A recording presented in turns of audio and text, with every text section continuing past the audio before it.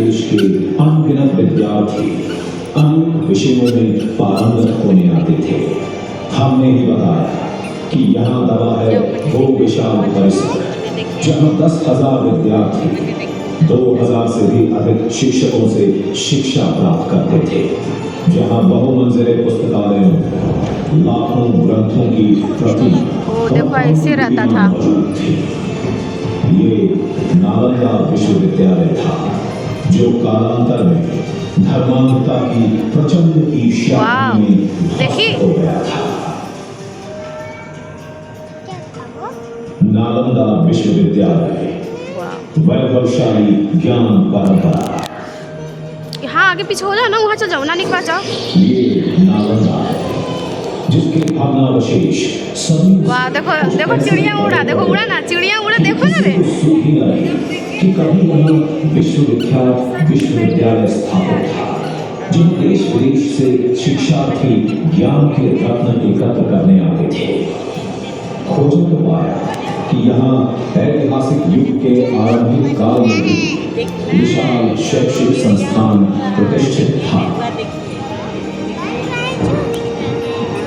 गहन अध्ययन, शोध और पुरातात्विक उत्खनन प्रस्तुत करते हैं प्रागैतिहासिक युग के विभिन्न साक्ष्यों का अनूठा संग्रह प्रमाणित करते हैं नालंदा के इतिहास की 2000 वर्षों से भी अधिक प्राचीनता को। कहते हैं हाँ देखो, सो जा, तुम भी सो जा, सो जा बेटा। आजीवन मक्खन घोषाल से मिले थे। सो जा, आराम कर लो। गौतम बुद्ध अपने शिष्यों के साथ यहाँ के प्रसिद्ध देखो गौतम बुद्ध ऐसे रहते थे पेड़ के नीचे। करते थे और यही बुद्ध के प्रिय शिष्य सारिपुत्र का जन्म और निर्माण हुआ था। वाह। यही वो स्थान है जहाँ नागार्जुन ने शास्त्रार्थ किया था। यही साक्ष्य मिलते हैं शक्तिशाली मगध शासन के, जिसकी राजधानी राजगीर के वाजेग्राम में अवस्थित थी। प्राचीन नालंदा महान मौर्य सम्राट अशोक द्वारा निर्मित स्तूप और चैत्य यहाँ मिलते हैं और भारत के स्वर्ण युग वैभवशाली गुप्त साम्राज्य के अंश यहाँ मिलते हैं। ये पानी बने आधार 1812 में आरंभ हुए उत्खनन के, जिसके बाद 1812 में ऐसा था। सुलझे पहलुओं को सुलझाते इन ध्वंसावशेषों के बीच साक्ष्यों को खोजते 2 शताब्दी से अधिक समय बीत गया। 1915 से 1937, 1915 से 37 1983 ऐसा था। 15 से 37 में ऐसा था। एक पत्थर का सही काम करने में बिठाते अतीत की जो आधी अधूरी तस्वीर उभर कर आई, उसकी कल्पना भी हैरान करती है। लाइट क्यों जलेगा? लाइट नहीं जलेगा, लाइट 25वीं शताब्दी यानी शंकराचार्य ने नालंदा विश्वविद्यालय की स्थापना की थी। देखते ही देखते विश्व भर के शिक्षार्थी यहाँ शिक्षार्जन के लिए आने लगे और ये पावन स्थल। लेट जाओ ना, इतना साफ सफाई तो है। लेटो, नो प्रॉब्लम, लेटो, सीधा होकर लेट जाइए। राजा हर्षवर्धन 12वीं शताब्दी में, पाल राजा 8वीं शताब्दी। कोई इंसान की डायरी के कुछ पन्ने तस्वीर को देखते हैं उस वैभवशाली परिसर की, जहाँ विशालकाय और गगनचुंबी भवन संगीनी सी लगने वाली अट्टालिका से सुशोभित थे, जहाँ ऊपरी कक्षों से सब रूम है को महसूस किया जा सकता था, जहाँ से संध्याकालीन सुंदरता और चांदनी में नहाई दिशाएं स्पष्ट दिखाई देती थी। इस आवासीय विश्वविद्यालय का एक परिसर पुस्तकालयों को समर्पित था, जहाँ रत्नासागर, रत्नदही एवं रत्नरंजन जैसे बहुमंजिले पुस्तकालय स्थित थे। ऐसा पुस्तकालय विज्ञान के अनेक विषयों के अनगिनत ग्रंथों एवं पांडित्यों का अनूठा संग्रह कुछ नहीं हो रहा है। विश्वविद्यालय द्वारा लग रहा है टीवी। विश्वविद्यालय के इस विशाल परिसर के केवल कुछ भाग का वो सब टीवी है। अभी हुआ है, जिनमें प्राप्त हुए हैं स्तूप, मंदिर, चैत्य और विहार। साक्ष्य बताते हैं कि आधुनिक युग में ये अलंकृत और सुसज्जित होते थे। साथ मिली हैं तरह तरह की कलाकृतियां, जिनमें से कुछ मृणमय फलक, गज स्तंभ और पत्थर से निर्मित, तो कुछ बनी है मिश्रित धातुओं से। विश्वविद्यालय की सभी दीवारें प्लास्टर से जड़ित थी। भग्नावशेष बयान करते उन देखो, ऐसा था तो ऐसा हुआ, देखो। जिन युगों में यहाँ के विभिन्न भवनों का निर्माण हुआ।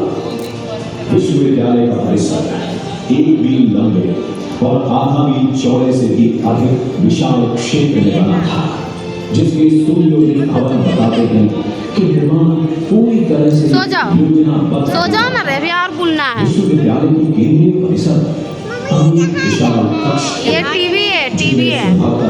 व्याख्यान हुआ। हाँ, नीचे वाला बैठने वाला है, साफ है। दक्षिण से उत्तर की ओर सुव्यवस्थित ढंग से सजे भवन नहीं, कालीन बिछा हुआ है। अद्भुत स्थापत्य की गाथा सुनाते हैं। हर प्रांगण के एक कोने में एक कुआं, भवन परिसर के बीच में देखो, हम लोग कुआं देखे थे ना, संभवतः यह छात्रावास के लिए भोजन तैयार होता था। हम लोग कुआं देखे थे ना, देखो ना पहले। काम होता था। उत्कृष्ट कोटि की ईंटें, चौड़ी दीवार, समानुपातिक कमरे और कॉरिडोर, हर कमरे में सोने के लिए एक बेंच, लीड और किताबें रखने के लिए ताकि, सब कुछ कितना सुव्यवस्थित और उत्कृष्ट स्तर का। पत्थर या मिश्रित धातु में, आकार विशाल हो या छोटा, बेजोड़ बारीक कारीगरी में कला और विज्ञान का अद्भुत संग वर्तमान को चमत्कृत करता है। देखकर बरबस ही मन बोल उठता है, क्या उस युग में भारत सचमुच इतना विकसित था? इनसे की माने तो घंटियां बजते ही हजारों की संख्या में आचार्यों और विद्यार्थियों की श्रृंखलाएं चतुर्दिक बने सुंदर जलाशयों में स्नान के लिए निकल पड़ती थी। ये सचमुच एक अंतरराष्ट्रीय विश्वविद्यालय था, जिसमें दर्जनों देशों के विद्यार्थी पढ़ते थे। डायरी के पन्ने विश्वविद्यालय में सुव्यवस्थित प्रशासन व्यवस्था की भी गाथा सुनाते हैं। विश्वविद्यालय में उत्तम मेधावी विद्यार्थियों का प्रवेश सुनिश्चित करने के लिए प्रवेश प्रक्रिया इतनी कठिन थी कि यहाँ प्रवेश पाना विद्यार्थी के लिए दुर्लभ होता था। द्वार पंडितों के साथ शास्त्रार्थ में विजय होने के बाद ही किसी विद्यार्थी को यहाँ प्रवेश मिलता था। प्रवेश के बाद शिक्षा एवं आवासीय सुविधाएं सब कुछ निःशुल्क था। विश्वविद्यालय के सर्वप्रमुख को महापंडित कहते थे, जिनका चुनाव विभिन्न संघों के द्वारा लोकतांत्रिक रूप से होता था। दो समितियां होती थी, एक विद्यार्थियों के प्रवेश और शैक्षणिक व्यवस्था संभालने के लिए, तो दूसरी आर्थिक पक्ष से जुड़े कार्यभार के लिए, जिसमें भवन निर्माण और मरम्मत आदि की व्यवस्था भी शामिल होती थी। राजाओं द्वारा संरक्षण साक्षी है, युग में ही ये धरती ज्ञान और विद्या का केंद्र बनी।